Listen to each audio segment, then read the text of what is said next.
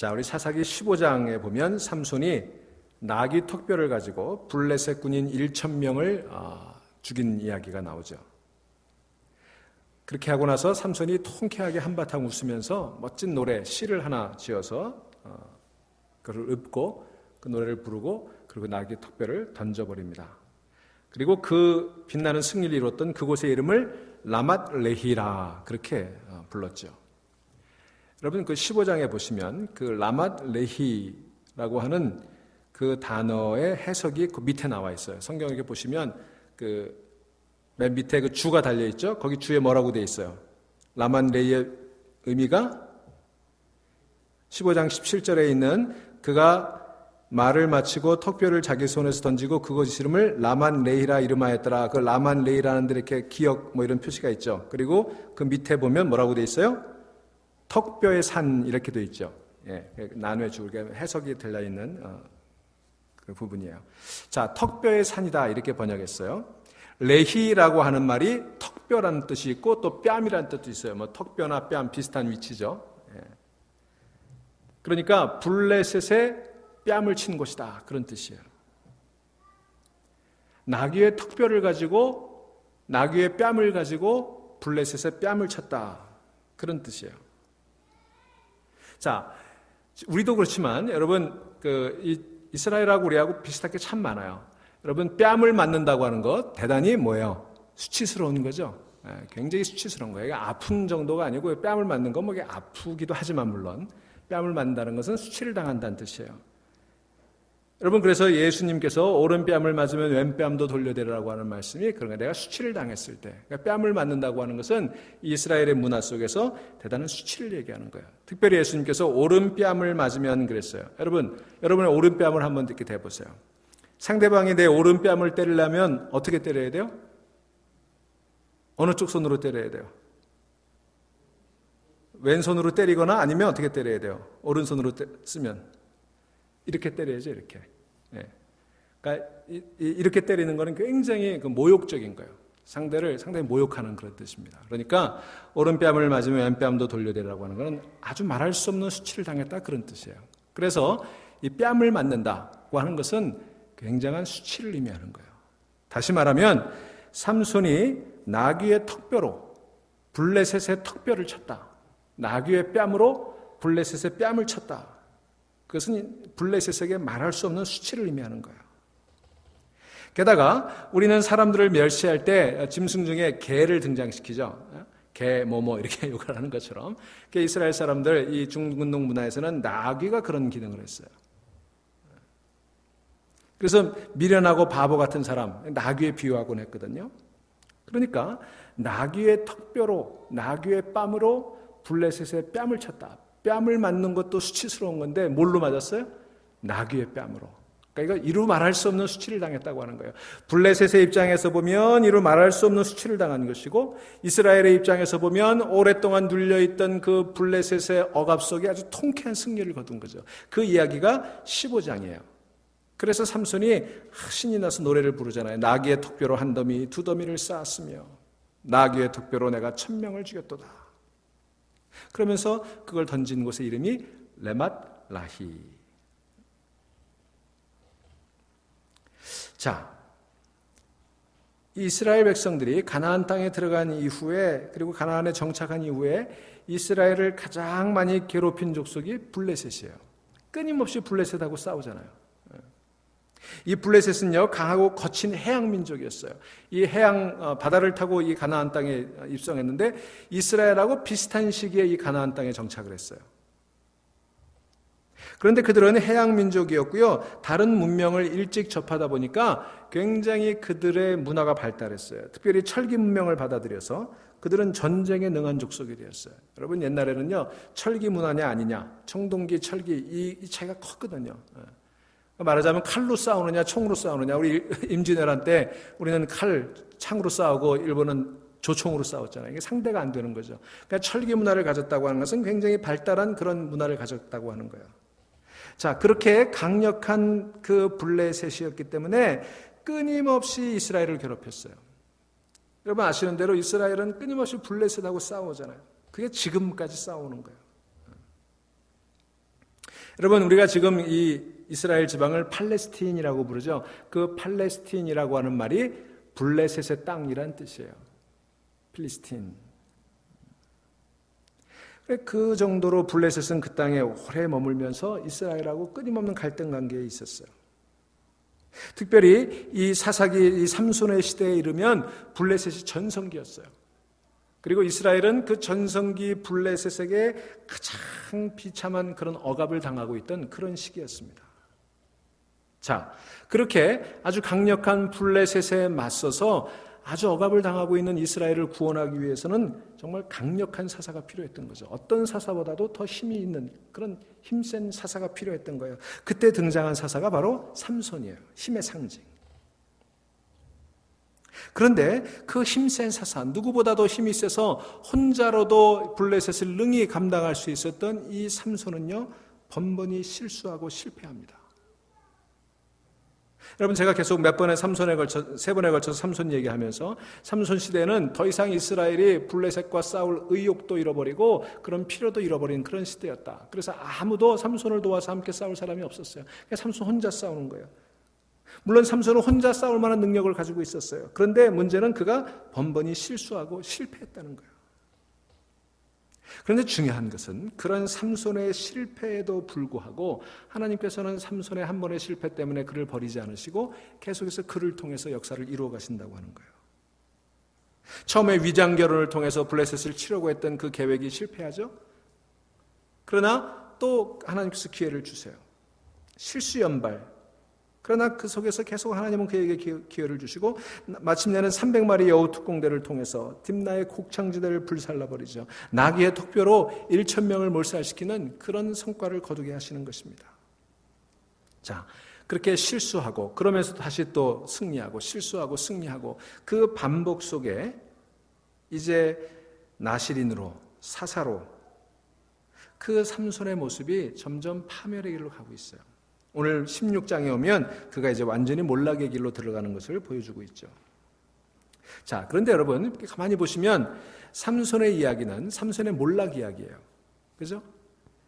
블레셋과 맞서서 싸워야 되는 사사 삼손의 몰락 이야기입니다. 그런데 성경 이 사사기가 삼손의 몰락 이야기를 아주 상세하게 보도해주고 있어요. 그가 나실인으로서 지켜야 될 그 도리를 제대로 지키지 못하면서 한 번 실수하고 두 번 실수하고 그렇게 언약을 파괴해 가다가 마침내 완전히 몰락하고 있는 이 이야기를 구체적으로 소개하고 있는 이유가 뭘까? 여러분, 나실인이라고 하는 건 거룩한 사람이죠. 구별된 사람이죠. 하나님께 쓰임받기 위해서 하나님께 드려진 사람을 의미하는 거죠. 여러분, 그렇다면 이 나실인이 누구예요? 제가 이 사사기를 얘기하면서 사사기는 예언서라고 봐야 된다 그랬죠. 예언서라고 하는 건 오늘 우리들에게 주시는 말씀이라고 그랬어요. 옛날 이야기가 아니에요. 수천 년 전에 있었던 이야기가 아니에요. 오늘 우리들의 이야기예요. 여러분, 여기서 나실인은 누구를 얘기하는 걸까요? 오늘 우리들이에요. 여러분, 여러분들이 나실인이에요. 제가 나실인이에요. 우리가 다 구별된 사람들이고 거룩한 사람들이라는 거예요. 여러분, 제가 여러분들에게 여러분은 성자이십니까? 라고 묻는다면 여러분들은 다 저 아니에요 그러실 거예요. 그죠? 제가 무슨 성자에 깜짝 놀라실 거예요. 그런데 여러분, 그거 아세요? 성경에서 우리 그리스도인들을요 63차례나 성자라고 부르고 있어요. 아니, 목사님 가지고 있는 성경은 내가 가진 성경하고 틀린가요? 무슨 우리를 성자라고 부르나요? 그렇게 하실지 모르지만 여러분, 제가 질문을 바꿔보죠. 여러분 성도세요? 여러분 성도시죠? 제가 여러분 성도십니까? 라고 물으면 다 네 그럴 거예요. 우리 다 성도라고 부르잖아요. 자신 있게 대답하는 거예요. 그런데 여러분, 성도나 성자나 다 같은 말이에요. saint, saint. 10말이나 100말이나 같은 말인 것처럼 성도나 성자 같은 말이에요. 우리는 성도라고 부르면 괜찮다고 생각하고 성자라고 부르면 손사래를 친다고요. 여러분, 여러분이 성자인 줄로 믿으시기를 바랍니다. 여러분 성자예요. 성경은 우리를 거룩하다고 말씀하세요. 고린도서 3장 16절 17절 너희가 하나님의 성전인 것과 하나님의 성령이 너희 안에 거하시는 것을 알지 못하느냐. 하나님의 성전은 거룩하니 너희도 그러하니라 그랬어요. 여러분, 여러분이 성령이 거하는 성전이에요. 우리 자꾸 좀 고쳐야 되는 생각이, 우리 성전 그럼 뭐예요? 이 건물 생각하죠? 이건 건물이에요. 성전이 아니에요. 성전이라고 하는 것은 성령이 거하시는 집이죠. 그 성령이 어디에 거하신다고 그랬어요? 우리 안에 거하신다고 그랬어요. 내가 성전이에요. 여러분의 몸이 성전이에요. 여러분, 성도는 성자예요. 나실인이에요. 구별된 사람이에요. 우리가 하나님의 일을 위해서, 하나님 나라를 위해서 부름을 받고 구별된 성자인 줄로 믿으시기 바랍니다. 우리 그런 인식을 자꾸 깨트리면 안 되는 거예요. 내가 지금 가지고 있는 인간적인 모습은 좀 부족하지만 내 안에 성령님 계시고 내 안에 예수님 계시니까 내가 성자예요. 하나님 나를 구별해 주셨으니까 내가 성자예요. 내가 나실인이에요. 여러분, 부자는 비록 거지처럼 행색을 해도 부자예요. 임금님의 아들은 거지 행색을 해도 임금님의 아들인 거예요. 다른 사람들이 나를 볼 때 못마땅해 할 수도 있습니다. 내가 나를 볼 때도 도무지 못마땅할 수 있어요. 내 아직 성질도 옛날 성질 그대로고 내 인격도 아직 수양이 덜 돼 있고 여러 가지 모습에서 부족하지만, 그러나 원래 우리의 모습은 그렇지 않아요. 우리는 영광스러운 하나님의 자녀가 된 줄로 믿으시기를 바랍니다. 하나님의 형상대로 지음을 받은 거예요. 예수 그리스도의 신부가 되었어요. 여러분, 제가 생명상 공부하면서 여러분 우리의 신분에 대해서 얘기했죠. 우리는 하나님의 자녀. 그것도 무슨 자녀? 사랑받는 자녀. 예수 그리스도의 거룩한 신부, 그리고 성령이 거하는 집, 그리고 천국의 시민 그랬어요. 여러분, 이제는 우리 내 능력으로 살아가는 게 아니에요. 예수님을 통해서, 예수님 안에서, 예수님의 공로로 우리는 승리하며 살아가도록 지음받은 사람인 줄로 믿으시기를 바랍니다. 이걸 깨트리면 안 돼요. 이걸 잘 모르고 있어요. 여러분, 오늘 이 시간 우리 분명히 선포할 수 있기를 바랍니다. 죄를 짓고 절망 가운데 있는 분들, 비록 내가 죄를 지었지만, 내가 허물이 많은 자이지만, 그러나 나를 조롱하는 사단을 향해서 우리 선포해야 되는 거예요. 우리를 비웃는 세상을 향해서 우리는 선포해야 되는 거예요. 나는 하나님의 작품이다. 하나님의 작품, 유니크한, 정말 하나밖에 없는 작품이다. 나는 하나님의 자녀가 되었다. 예수 그리스도의 거룩한 신부가 되었다. 성령이 거하는 성전이 되었다. 하나님의 풍요로움이, 예수 그리스도의 풍성함이 이제 내 안에 있다. 고백할 수 있고 선언할 수 있어야 되는 거예요. 나는 성자다. 나는 의인이다. 나는 거룩하다. 나는 천국의 시민이다. 나는 그렇게 살아갈 것이다. 여러분, 선포할 수 있기를 주의 이름으로 축원합니다. 적어도 그런 자신감 가지고 살지 않으면 안 되는 거예요. 자, 오늘 본문 사사기 16장을 우리가 이제 읽기 시작을 했는데, 바로 그 앞장 15절에 보면 마지막에 삼손이 사사가 되었고 20년을 지내게 된다, 이 말씀이 되어 있죠. 20절, 블레셋 사람의 때에 삼손이 이스라엘의 사사로 20년 동안 지냈더라. 자, 이 얘기가 나왔으면 이제 16장에는 어떤 얘기가 나와야 자연스러울까요? 삼손이 사사가 되어서 20년을 다스렸으니까 그가 이스라엘 백성들을 모아서 군대를 조직하고 블레셋과 맞서 싸우고 승리하고 뭐 이런 그런 이야기들이 나와야 되지 않겠어요? 죄악으로 가득한 이스라엘을 가슴 아파하고, 그래서 다시 블레셋에서부터 벗어나서 온전한 하나님의 나라를 이루는 그런 노력이 있다, 뭐 이런 얘기가 나와야 흐름상 자연스러울 거 아니에요. 그런데 15장에 삼손이 사사가 되어 20년이 지냈다라고 하면서 16장에 가면 전혀 뜻밖의 얘기가 나오고 있어요. 뭐라고 되어 있습니까? 16장 1절 같이 읽어봅니다. 삼손이 가사에 가서 거기서 한 기생을 보고 그에게로 들어갔더니. 이게 웬일입니까? 삼손이 사사가 돼서 나실인으로 블레셋 사람들 1,000명을 나귀 턱뼈로 물리치고 이제 승리했으면 뭔가 그럴듯한 그 다음 얘기가 이어져야 되는데 또 한 번 주저앉는 거예요. 여러분, 흥미로운 사실은요, 사사기 14장부터 삼손 이야기가 시작이 되는데 14장, 15장, 16장 그리고 그 안에서도 새로운 어떤 스토리, 새로운 사건이 전개될 때마다 삼손이 여자를 만나러 가는 장면으로 이야기가 시작이 돼요. 여러분, 14장 한번 보세요.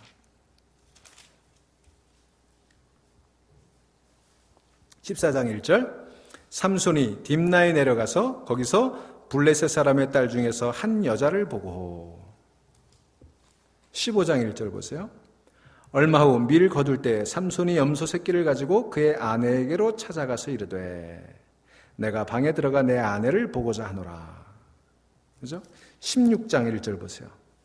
삼손이 가사에 가서 거기서 한 기생을 보고 그에게로 들어갔더니, 그리고 4절 보세요. 또 새로운 이야기가 시작되는데, 이후에 삼손이 소래골짜기에 들릴라 이름하는 여인을 사랑하며. 이제 뭔지 아시겠죠? 삼손의 가장 약한 골이었어요. 여자가 약한 골이었어요. 이 삼손 이야기를 다루면서 저 유명한 찰스 스윈돌 목사님이 삼손의 약점을 쉬 위크니스 그랬어요. 쉬 위크니스. 여자만 보면 사족을 못 서는 그런 사람. 가만히 보면 삼손은 하나님께서 주신 나실인의 사명도, 그 엄청난 그 능력, 그 힘도 너무나 가볍게 생각한 철부지처럼 보이지 않습니까? 도대체 나실인이라면, 사사라면 이러지 말았어야 되는 것처럼 보이지 않습니까?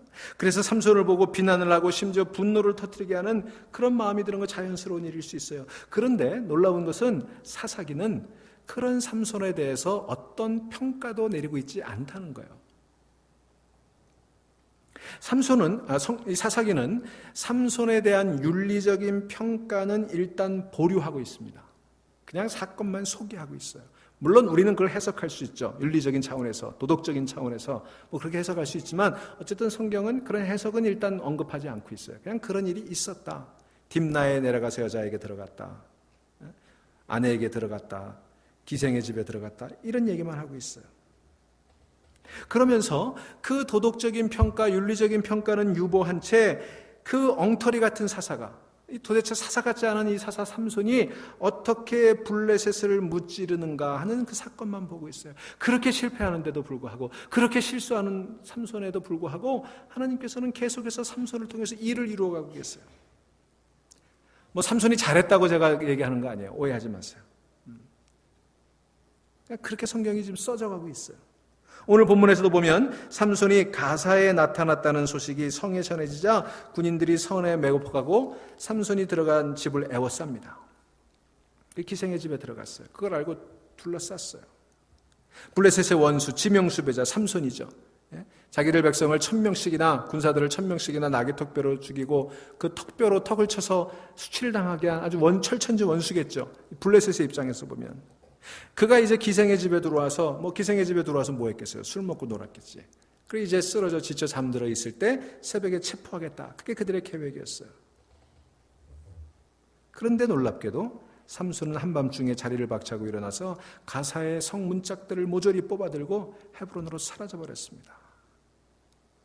참 이상해요. 삼손은 계속 실수하는데, 그런데 또 그 실수 속에서 삼손은 계속 승리해 나가요. 자, 이 이야기가 16장 1절부터 3절인데요. 아무리 봐도 뭔가 좀 이상해요. 여기 보면 싸웠다는 말도 없고, 왜 그렇게 했다는 해석도 없고, 결과가 어떻게 되었다든가 그게 어쨌다는 평가도 없이 뜬금없는 기록처럼 여기 보여져요. 근데 왜 이 16장 1절부터 3절이 여기 들어와 있을까? 읽어보면 여기서 눈에 띄는 단어가 하나 있습니다.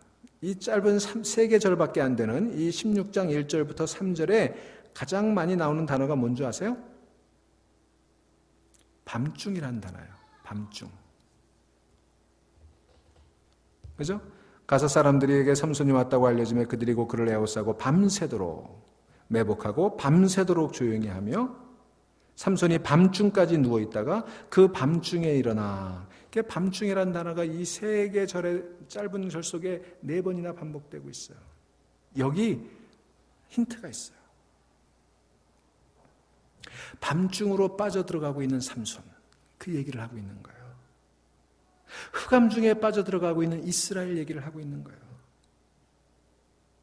그리고 오늘 흑암 속에 살고 있는 우리 얘기들을 해주고 있는 거예요. 얼마 후에 삼손은 밤의 여인을 만나죠. 이름도 유명한 들릴라. 밤이라고 하는 단어가, 밤이라고 하는 의미가 여기서 굉장히 중요한 거예요. 여러분, 제가 왜 밤의 여인이라고 얘기를 하냐면요. 자, 삼손이라고 하는 이름의 뜻이 뭐라고 그랬어요? 샘쉬온이라고 그랬죠. 샘쉬는 태양이라는 뜻이고 온은 작다, 그런 의미라고 그랬죠. 지소사. 그래서 샘쉬온은 작은 태양, 작은 빛, 뭐 그런 뜻이라고 그랬죠. 그런데 이 삼손이 만나게 되는 들릴라라고 하는 말은요, 그 발음이 밤이라고 하는 헬라어 히브리어 라엘라라고 하는 것과 비슷해요. 라일라, 들릴라, 이게 히브리 말로 발음이 비슷한 거예요. 그러니까 들릴라는 밤의 여인이에요. 삼손은 작은 태양이에요. 작은 태양, 빛을 비춰야 되는 그 작은 태양이었던 삼손이 밤의 여인 들릴라 속으로, 한밤중 속으로 들어가고 있는 거예요. 그것을 암시해주고 있는 거예요. 그게 사사기 16장이었어요. 자, 이제 들릴라 얘기를 좀 해보겠습니다. 삼손과 들릴라, 이게 항상 무슨 홀쭉이와 뚱뚱이처럼 남철 남섬랑처럼 항상 같이 오는 이름이죠. 삼손, 들릴라. 여러분 혹시 옛날에 조영남 씨가 부른 탐 존스의 노래를 번안해서 부른 노래 아세요? 들라일라라고 하는 노래? Why 들라일라 하는 노래 아시죠? 어두운 골목길 그대 창문 앞 지났네. 창문에 비치는 희미한 두 그림자. 그대 내 여인 날 두고 누구와 사랑을 속삭이나 My 들라일라 Why 들라일라 하는 그 전 유명한 노래가 바로 이 데릴라 얘기예요. 들릴라 얘기예요. 들라일라가 들릴라죠. 들릴라는 그래서 언제나 배신한 여자의 대명사예요. 여러분 혹시 요즘 한국에서 이 단어를 많이 쓰던데 판무파탈이라는 단어 들어보셨어요? 판무파탈? 아주 매력적인 여자를 얘기할 때 판무파탈의 매력이 있다, 뭐 이렇게 얘기하죠. 이 판무파탈이라고 하는 말은 프랑스어인데 판무라고 하는 것은 여자를 뜻하는 단어고요. 그리고 파탈이라고 하는 것은 영어로 치면 페이탈쯤 되겠죠. 치명적인, 숙명적인, 운명적인 그런 뜻이에요. 이게 원래 이제 19세기 낭만주의 문학 작품에서 많이 쓰이던 그런 여인들인데 미술, 영화, 뭐 이런 쪽, 연극, 뭐 이런 쪽에 다양한 그 장르로 확산됐어요. 남성을 죽음이나 파멸 등의 치명적인 상황으로 몰고 가는 그런 매력을 가진, 말하자면 요부, 뭐 그런 것을 뜻하는 그런 단어예요. 판무파탈. 그래서 아주 매력적인 여자. 그냥 한번 보면 혹 빠질 수밖에 없는 그런 매력을 가진 여자를 판무파탈이라고 해요. 운명적인, 피할 수 없는 그런 필연적인 굴레라는 뜻이죠. 그러니까 판무파탈의 여인은 자신이 원하든 원하지 않든 그런 삶을 살지 않으면 안 되는 그런 운명을 가지고 태어난 사람을 얘기하는 거예요. 따라서 그 판무파탈의 여성과 관계를 가지게 되면 그 사람 또한 그런 운명에 빠질 수밖에 없게 된다는 거죠. 남성을 압도하는 섬뜩한 매력, 강인한 흡인력 앞에서 남성은 끝내 파국을 맞이하게 된다. 그게 판무파탈이야. 오늘 사사 삼손이 만난 여인 들릴라가 그런 여인이었어요. 그 소나기에서 벗어날 수가 없는 거예요. 삼손을 결국은 죽음으로, 파멸로 몰고 가고 있지 않습니까? 여러분 그 16장 4절에 그 유명한 들릴라가 등장을 해요. 이후에 삼손이 소래골짜기에 들릴라라 이름하는 여인을 사랑하매, 이렇게 되어 있어요. 들릴라가 어떤 여자인지에 대해서는 설명이 없어요. 그냥 소래골짜기에 사는 블레셋 여인이었어요. 다만 삼손이 정식 결혼관계 없이 계속 사랑의 관계를 유지할 수 있는 그런 여자였다고만 우리가 알 수 있는 거예요. 그런 재미있는 것은 여기에 제가 좀 전에 소개했던 대로 삼손이 계속 여자 문제를 가지고 있는 여러 명의 여자들이 등장을 하는데 한 명도 그 이름이 나오지 않아요. 근데 여기 이 들릴라만 이름이 나옵니다. 삼손의 어머니 이름도 나오지 않고요. 삼손의 아내가 되었던 여인의 이름도 나오지 않아요. 근데 들릴라라고 하는 이름, 이 여인의 이름만 언급이 되고 있는 거예요. 그만큼 사사기에서 이 들릴라의 역할이 중요했어요. 이 들릴라는 삼손이 만났던 여러 여인들 가운데 삼손이 진심으로 사랑했던 여인이었던 것처럼 보입니다. 딥나에서 만났던 여자는요, 삼손이 위장 결혼을 해서 이 딥나를 치기 위해서 만난 여인이었죠. 사랑하지는 않았어요. 또 16장 앞에서 만난 가사의 여인도 삼손이 사랑했다 그런 기록이 없어요. 그냥 만났다라고만 돼 있어요. 14장 1절에서도 한 여자를 그냥 보았다 이렇게만 말하고 있어요. 그런데 이 16장 4절에서 들릴라는 그 이름을 소개하고 있어요. 그리고 그 여인을 사랑하매 이렇게 표현되어 있어요. 이렇게 사랑했다라고 표현이 되어 있죠. 여기 이 사랑하다라고 하는 말 아하브라고 하는 건데요. 이 말은 사사기 5장 31절에 보면 주를 사랑하는 자가 해가 힘있게 도둠 같게 하시옵소서라고 할 때 그 사랑하는 자라고 하는 그 사랑이라는 단어와 똑같은 단어예요. 그러니까 주님을 사랑하다라고 할 때 하는 말과 똑같은 말을 쓰고 있어요. 무슨 얘기냐면 진심으로 사랑했다는 거예요. 이 들릴라를. 사랑해서는 안 되는 여인이었는데 사랑하게 되었다는 것입니다. 그 사랑 때문에 삼손은 이용당하고 결국 한밤중으로 암흑 속으로 빠져들어가는 거예요. 자, 16장 5절에 보면 블레셋 방백들이 이제 들릴라를 협박하죠. 윽박지르죠. 삼손의 힘의 근원이 무엇인지 알아내라. 어떻게 하면 삼손을 붙잡을 수 있는지 알아내면 우리가 상금을 주겠다. 그 상금의 액수가 엄청나요. 각각 은 1,100개씩 주겠다 그랬어요. 블레셋의 방백들이 5방백이 있거든요. 5 부족들이 모여 있는 게 블레셋이에요. 그러니까 5방백이 각각 1,100은을 주면은 5,500은이잖아요. 5,500개 은이라고 하는 게 얼마나 큰 돈이냐면 여러분 당시에 노예 한 사람의 값이 은 20냥 정도 됐어요. 그러니까 노예 한 사람의 값이 은 20냥이니까 5,500은은 어마어마한 돈이에요. 그 정도로 큰 돈을 걸고 이 삼손을 잡으려고 했던 거예요. 여러분 여기서 기억해야 될 게 하나 있어요. 언제나 사탄은 하나님의 사람을 쓰러뜨리는 데는 수단과 방법을 가리지 않아요. 엄청나게 투자합니다. 사단은 우리를 넘어뜨리기 위해서 엄청나게 투자하고 있어요. 그렇다면 우리는 그 사탄을 이기기 위해서 얼마나 투자하고 있나요? 만약 사단이 우리를 넘어뜨리기 위해서 투자하는 것만큼 우리가 사단과 맞서 싸우기 위해 투자한다면 우리는 세상을 바꿀 수 있을 거예요. 여러분 중요한 얘기입니다. 사탄은 오늘의 교회를 무너뜨리기 위해서, 오늘의 성도를 무너뜨리기 위해서 아끼지 않아요. 그런데 우리는 하나님 나라를 위해서, 대적들과의 싸움을 위해서 우리의 모든 것들을 아끼지 않는지 한번 생각해 볼 필요가 있어요. 어쨌든 그 천문학적인 숫자의 돈을 내고 삼손을 무찌르려고 합니다. 자, 16장 6절부터 드디어 삼손과 들릴라 사이에 이제 위험한 게임이 시작이 돼요. 게임이지만 사실은 이거는 목숨을 건 게임 아닙니까? 삼손이 여기서 지는 날 그는 죽임을 당하게 되는 거예요. 삼손의 죽임은 이스라엘의 멸망을 얘기하는 거예요. 자, 우리말에 장난이 아니네라는 말이 있죠. 이거 정말 장난이 아닌 게임이 시작이 됐어요. 그런데 삼손은요, 이 장난이 아닌 이 게임을 장난처럼 하고 있어요. 죽느냐 사느냐, 이스라엘이 망하느냐 일어서느냐, 이 중차대한 문제를 가지고 삼손은 지금 장난을 치고 있다는 거예요. 괜찮아요, 놔두세요.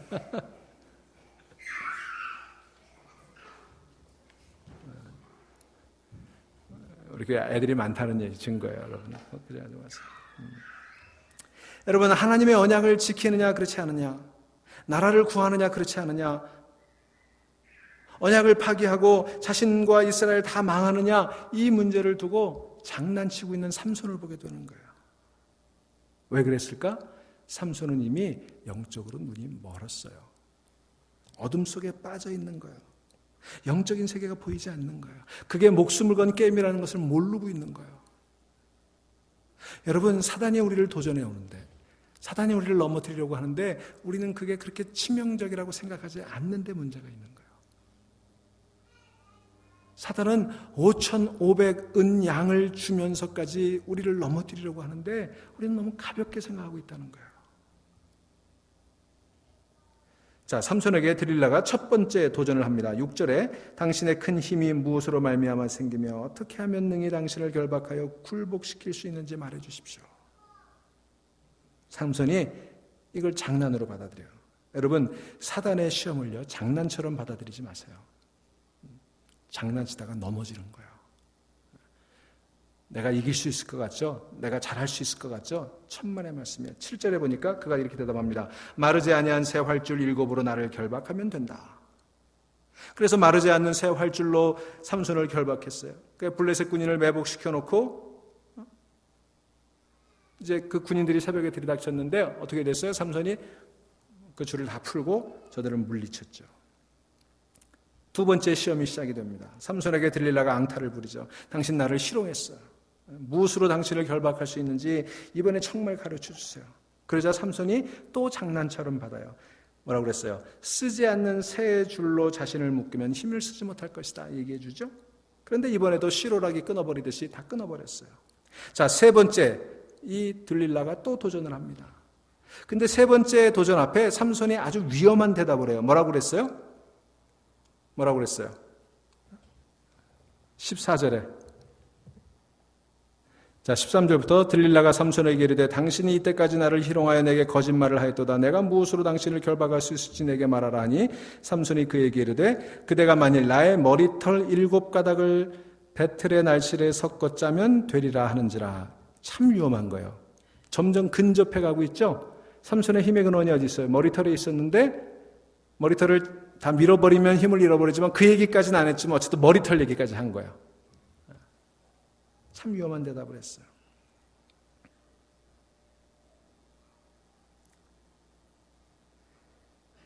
자, 그런데 14절에 보면 들릴라가 바디로 그 머리털을 단단히 짜고 그에게 이르되 삼손이여 블레셋 사람들이 당신에게 들이닥쳤느니라 하니 삼손이 잠에 깨어 배틀의 바디와 날씨를 다 빼내니라. 이렇게 되어 있습니다. 여기 바디라고 하는 말이 여러분 뭐예요? 바디.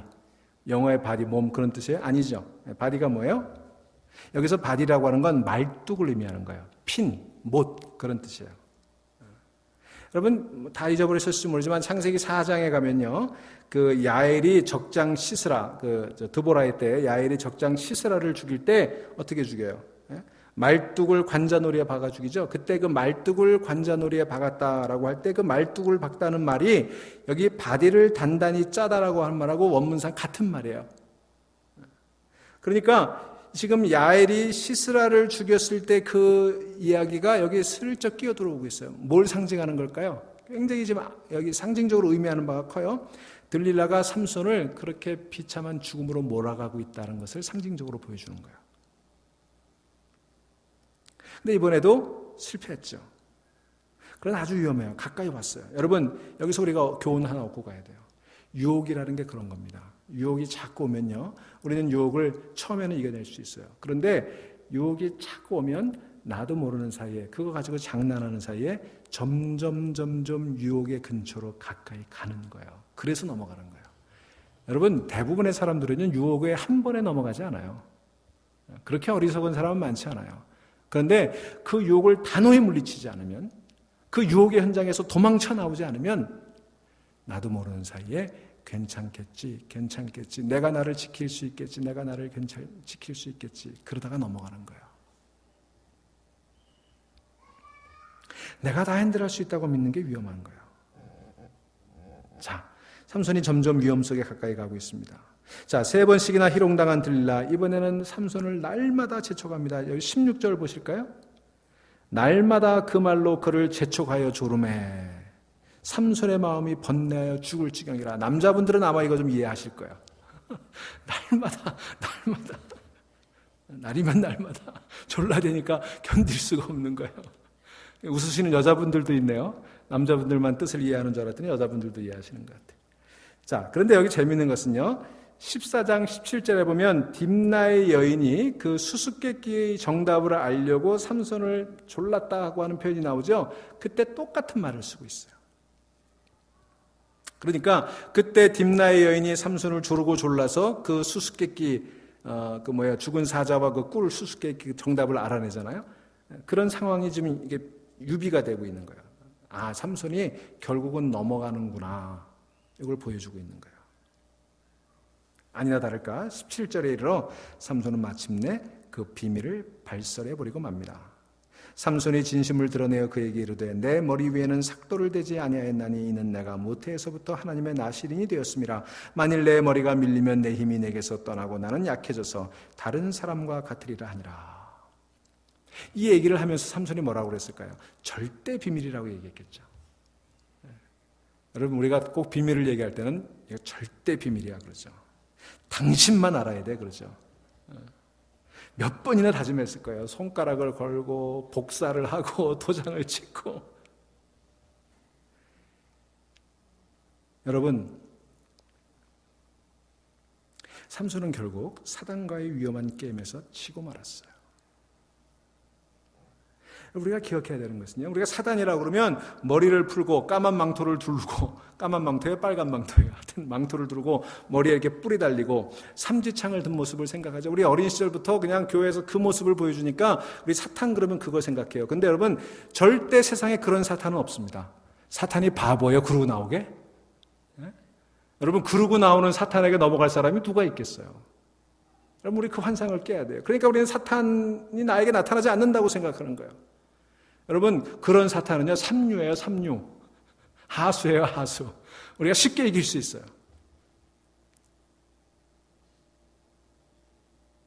여러분, 삼손에게 나타난 사단은 가장 달콤한 목소리로 삼손의 가장 약한 고리를 향해 접근해 옵니다. 한 번, 두 번, 세 번, 네 번. 포기하지 않고. 여러분, 유혹이란 그런 거예요. 죄라고 하는 건 그런 거예요. 끊임없이 우리를 향해 다가옵니다. 내가 한 번 이겨내는 것 같아도, 두 번 이겨내는 것 같아도 나를 끊임없이 도전해 옵니다. 나의 가장 약한 통로를 가지고 찾아오는 거야. 여러분, 누구나 다 약한 고리가 있어요. 나의 위키스트 포인트가 있어요. 그걸 뚫고 들어오는 거예요. 나의 아킬레스건을 뚫고 들어오는 거예요. 여러분, 당신의 힘의 근원이 뭐냐? 들릴라가 저녁마다 그를 괴롭게 했을 때 그가 뭐라고 대답했어야 돼요? 내 힘의 근원은 하나님이시다 선포했어야지. 여호와 하나님이 나의 힘이시고, 여호와 하나님이 나의 산성이시고, 여호와 하나님이 나를 지켜주신다고 얘기했어야죠. 여러분, 똑바로 아셔야 돼요. 삼손의 머리에서 힘이 나온 거 아니에요. 하나님에게서 나온 거지. 머리는 그 하나님에게서부터 나오는 힘의 한 상징일 뿐이었어요. 그는 그 여인이 밤마다 그를 조를 때 그 여인을 향해 선언했어야 돼요. 나는 하나님에게서 힘을 받았고, 하나님이 나의 산성이시고, 하나님이 나의 도움이시고, 그리고 나는 나실인으로 하나님께 성별된 자다. 여러분, 그게 위험한 장난이다 싶으면 요셉처럼 옷을 벗어 던지고 자리를 팍 차고 나왔어야죠. 여러분, 요셉이 어떻게 했어요? 자리를 팍 차고 나왔잖아요. 여러분, 유혹을 이기는 방법은요, 자리를 팍 차고 나오는 거예요. 그 유혹을 향해서 하나님의 말씀으로 선포하는 거예요. 예수님이 광야에서 3번 시험 당할 때 어떻게 했어요? 하나님의 말씀으로 선포했잖아요. 여러분, 하나님의 말씀으로 선포하지 않는 한 우리는 유혹에 이길 수가 없는 거예요. 내 잔머리로, 내 지혜로. 여러분 보세요. 삼손이 잔머리로 장난하고 있잖아요. 그 여인을 데리고 놀고 있는 것처럼 보이지만, 그러나 정작 삼손이 들릴라를 데리고 놀았던 게 아니라 들릴라가 삼손을 데리고 놀았던 거예요. 우리가 하나님 말씀으로 무장하지 않으면, 하나님 말씀으로 선포하지 않으면 우리는 넘어가는 것입니다. 여러분, 어물쩡거리는 게 항상 문제예요. 지나가겠지, 괜찮겠지. 여러분, 들릴라가 얼마나 확신에 찬 대답을 블레셋 방백들에게 전해주었던지 이제는 됐구나. 그들이 5,500개의 은을 준비해서 옵니다. 들릴라가 삼손을 만취시켰는지 수면제를 먹였는지 어쨌든 삼손이 그 무릎에 잠이 들어버렸어요. 여러분, 삼손은 하나님의 무릎에 잠들어야 되는 사람이에요. 하나님의 말씀을 묵상하고 하나님께 기도하다가 하나님 품 안에 잠들어야 되는 사람이 여인의 품속에 누워버렸어요. 그 순간 힘이 다 빠져버렸어요. 들릴라는 이제 게임이 종료됐다는 것을 확신했습니다. 그래서 소리를 지릅니다. 삼손, 블레셋 사람들이 닥쳤어요. 그때 삼손이 일어나서 기지개를 펴죠. 그리고 일어나 봅니다. 전처럼 이길 수 있을 거라고 생각했죠. 전처럼 그에게 힘이 남아있을 거라고 생각했죠. 그런데 여러분, 이때의 비극적인 기록이 오늘 20절에 분명히 기록되어 있어요. 여러분, 20절 말씀 같이 읽어봅니다. 같이 읽습니다. 들릴라가 이르되 삼손이여, 블레셋 사람이 당신에게 들이닥쳤느니라 하니 삼손이 잠을 깨며 이르기를 내가 전과 같이 나가서 몸을 떨치리라 하였으나 여호와께서 이미 자기를 떠나신 줄을 깨닫지 못하였더라. 여러분, 오늘 성경 말씀의 핵심이에요. 삼손은 전과 같이 전처럼 이길 수 있을 거라고 생각했죠. 아직도 힘이 남아있을 거라고 생각했죠. 그 힘이 내 거라고 생각했죠. 그래서 지금이라도 일어나서 다 물리칠 수 있을 거라고 생각했어요. 전처럼 일어나서 몸을 떨치리라 하였으나 여호와께서 이미 자기를 떠나신 줄을 알지 못하더라.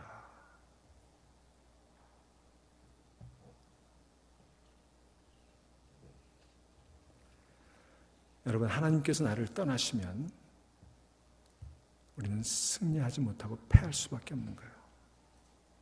그 위험한 장난에서 패배한 삼손의 모습, 하나님께서 이미 떠나버린 줄 알지 못했던 삼손의 모습, 어떻게 비참한 최후를 맞고 있는지 21절 같이 읽어보실까요? 블레셋 사람들이 그를 붙잡아 그의 눈을 빼고 끌고 가사에 내려가 놋줄에 매고 그를 옥에서 맷돌을 돌리게 하였더라. 구원자 사사가 광대가 되었습니다. 사람들에게 구경거리가 되었어요. 여우 300마리로 저 딥나의 평야들을 불사르던 그 사사, 나귀의 뼈다귀로, 나귀의 턱뼈로 1,000명을 물리치던, 블레셋에 뺨을 치고 수치를 안겨주던 그 사사가 놀이개감이 되어버렸어요. 블레셋을 두려움에 떨게 하던 그 사사가 블레셋의 조롱거리가 되어버렸습니다. 하나님만 예배해야 될 그가 다른 신당의 제물이 되었어요. 그게 삼손의 모습이에요. 그게 이스라엘의 모습이에요. 그게 바로 오늘 그리스도의 모습이에요. 밤의 여인 들릴라에게 작은 태양 삼손이 이렇게 무너져 버렸던 거예요. 사랑하는 여러분, 우리의 힘의 근원이 하나님께 있고 하나님만이 나의 힘이시고 하나님이 나의 산성이시고 하나님이 나의 도움이시는 것을 우리가 선포하지 못할 때 우리는 이런 결과, 이런 종말을 맞이하게 된다는 깨달음이 이 저녁 있기를 소망합니다.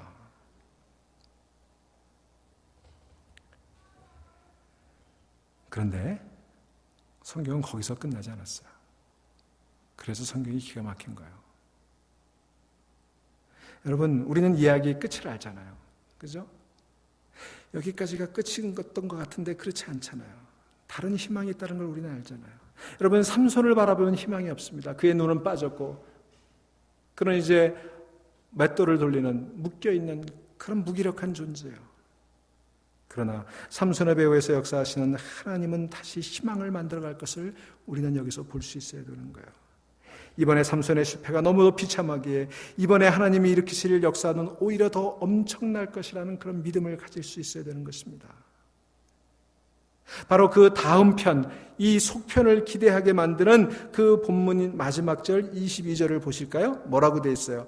자, 20절, 21절은 참 비참한 종말이에요. 희망이 없는 것처럼 모든 것이 다 그렇게 끝나버린 것 같은 그런 상황인데 22절에서 그 다음 편으로 이어지는 그 단초가 마련되고 있어요. 우리 22절 같이 읽어볼까요? 그의 머리털이 밀린 후에 다시 자라기 시작하니라. 막이 내린 것 같았는데 그 내려진 막 틈으로 빛이 보이는 거예요. 기대하시라, 고대하시라. 여러분, 죽은 것 같은 삼손, 그러나 그 죽음으로 다시 일어나는 삼손. 여러분, 하나님이라는 위대한 연출가가 이것을, 이런 멋진 작품을 지금 기획하고 계시는 거예요. 여러분, 말씀드렸죠. 이 사사기 전체 연출가가 누구예요? 하나님이시죠. 삼손은 이 여자 저 여자와 얽히고 도덕적으로 감각이 부족한 무절제한 사람으로 그렇게 전락해 갔습니다. 그러나 성경은 삼손의 이러한 약점을 은폐하지 않고 모조리 다 드러냅니다. 그 실수를 정당화하지도 않습니다. 그러나 그 실수를 도덕주의적으로 비난하지도 않습니다. 거기에 대한 해설가의 평가가 전혀 나와 있지 않아요. 그런데 중요한 것은요, 삼손이 계속해서 실패해가죠. 그런데 삼손은 실패해가는데 그 실패를 통해서 삼손이 지금 어디를 향해 가고 있는지 아십니까? 삼손이 마지막 실패해서 가게 된 장소가 어디예요? 블레셋의 신전이잖아요. 그 5 방백들이 모여있는 그 핵심이잖아요. 그러니까 하나님께서는 삼손의 실패를 통해서 삼손이 그 블레셋을 결정적으로 물리칠 수 있는 그 심장으로, 그 한복판으로 들어가게 하시는 거예요. 이게 놀라운 구조죠. 삼손의 인간적인 실패가 하나님의 측에서 보면은 놀라운 일을, 마지막 대단원의 막을 일으키기 위한 그런 과정으로 연결돼 가고 있다는 거예요.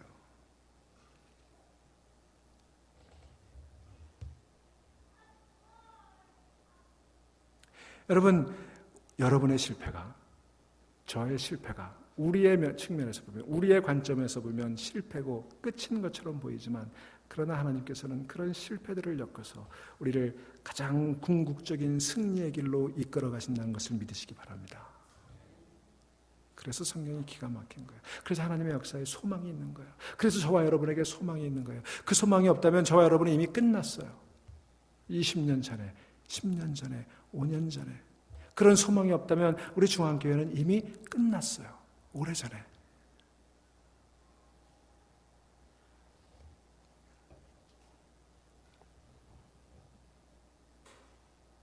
삼손은 끊임없이 실패했지만 자기도 모르는 사이에 블레셋 땅, 그 심장을 향해 들어가고 있었어요.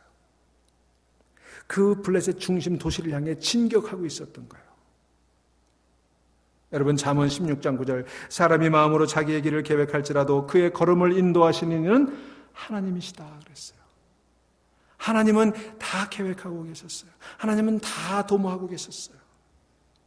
결국 블레셋 다소 부족 통치자들이 한 자리에 모이는 그 자리, 그 중심을 강타하게 하려고 하는 이 큰 그림을 그리고 계셨던 거예요. 여러분, 여러분의 인생의 실패도 그 큰 그림 속에 있는 줄로 믿으시기를 바랍니다. 우리 교회의 크고 작은 굴곡도 하나님의 큰 그림 속에 있는 거예요. 우리는 지금 보지 못하지만, 우리는 지금 그 작은 조각만 보면서 실패라고 생각하고 좌절이라고 생각하지만, 하나님은 큰 그림을 그리고 계시는 줄로 믿으시기를 바랍니다. 한순간 한 면만 보면 마귀가 이기는 것처럼 보입니다. 불의가 승리하고 하나님의 자녀들이 패배하는 것처럼 보입니다. 그러나 하나님은 역사의 맷돌을 돌리고 계셨어요. 여기 맷돌을 돌리고 있는 것은 삼손이 아니었어요. 하나님께서 삼손으로 하여금 역사의 맷돌을 돌리게 하셨던 것입니다. 정확하게 돌아가고 있었던 거예요. 여러분 믿으십시오. 하나님의 백성이 이깁니다. 하나님이 이기세요. 삼손의 기록 마지막 부분, 가장 처참한 실패를 통해 가장 위대한 승리가 이제 기다리고 있습니다. 기대하시라. 개봉 박도. 다음 시간에 보겠습니다. 묵상하십시다.